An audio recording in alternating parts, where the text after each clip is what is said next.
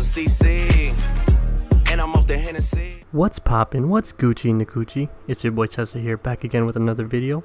Today we're going to be ranking the last 5 2K games that have come out. From 2K13 to 2K17, these are the only 2K games so far where my players can compete against each other, and I feel like this is when 2K really took off. This list is going to be my career heavy, just so you know.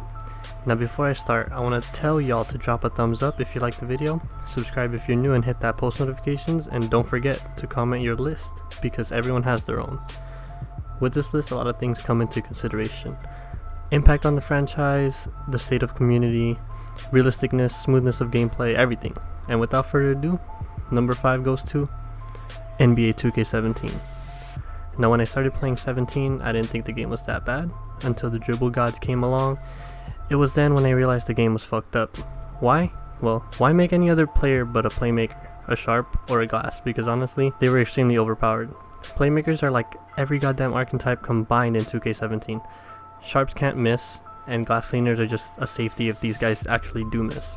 Also, I can't leave out the fact that the game died in like January or February, which goes to show just how bad the game really was. It had some features that were good, like the shot creator, like the jump shot creator but at the end of the day it wasn't too successful. Next up we have number 4, NBA 2K13.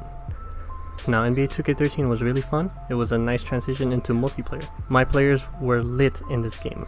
You can upgrade whatever you want. You can get to 99 without hitting a stupid gym, and really, since everyone hit 99 in this game, the blacktop was all about skill. I think this game could have been the best if they put more focus on blacktop. I mean, you can only play 3s and it was a matchmaking format like Call of Duty. I also can't forget about the fact that whoever bought jewelry eliminated the skill gap and just gave themselves the advantage over everyone else. But besides that, I like 2K13 and it is iconic for allowing my players to battle. Now for number 3, NBA 2K15. 2K15 was a fun game overall.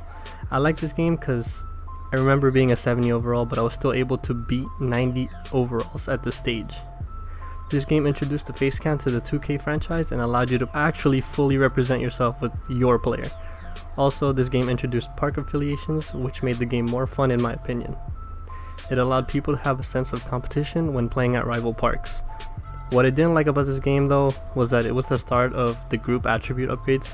This means that it is the first 2K to have you upgrade inside scoring instead of layups or dunks separately.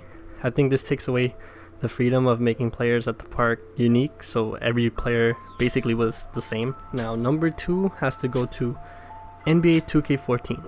Now at first I didn't like this game at all because the servers in the opening week were actual garbage, but at the same time it was understandable because it was like every 2K and this was the first 2K on next gen console. But when I gave it time, I realized the true value of this game. This is the first game with the park, which fixes my problem with the iconic 2K13 by allowing you the freedom of choosing what game to play and who to play with. Also, the attribute gaps in this game were individual, meaning you can spend VC on specific attributes to make your player unique. On top of all of that, the gameplay was smooth. There was a couple of cheesy moves, but for the most part, everything was balanced. The game was fun and it was hard to get yourself off of it. The reason this game isn't number 1 is because at this time the community wasn't really popping yet and people weren't making their transition into the next gen wave, so it was just the start of things to come. Now for number 1, you guys already know, it has to be NBA 2K16. 2K16 was a combination of 2K14 and 15. Park affiliations ran strong and people had different players. How well your player did was all up to you, and new player animations allowed you to put whatever moves you wanted on people. The story mode was also pretty lit, and so if you got bored with the park, hitting your career wasn't even a bad option. RIP the homie Boss Kiyots though.